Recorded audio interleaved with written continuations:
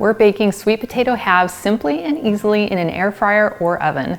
They take half the time as a full sweet potato and are crispy on the outside and soft on the inside. Hello, my name is Nicole Bonilla, and if you love healthier recipes to our favorite foods, then you are in the right place. To bake our sweet potato, we're going to start with a sweet potato. And if you have the option, I found that the shorter and chunkier sweet potatoes work best. So I already rinsed it off and then dried it with a towel. And I want to cut it in half as equally as I can.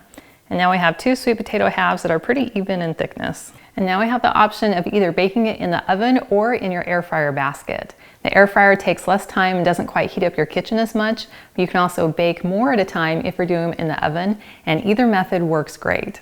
So I'm going to prep this sweet potato to bake in my oven. So all we're going to do is add about half a teaspoon of some light olive oil, but you could use any oil that you like.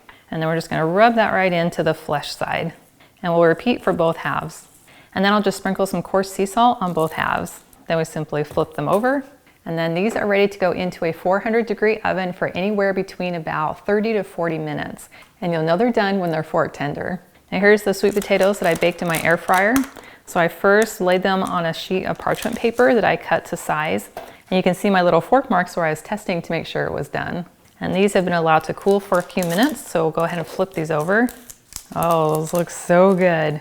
So we have this nice soft flesh that our fork goes right into. And we also have a little bit of tasty caramelization around the sides. And then this is ready to be loaded up with your favorite ingredients, or you can enjoy it as is. So good. Well, thank you so much for hanging out with me for this easy recipe. If you'd like the full recipe, you can click on the link in the description below, which will take you to my website, gentletummy.com. And I also invite you to like and subscribe to my channel if you haven't already. And I can't wait to have you hang out with me again in my kitchen.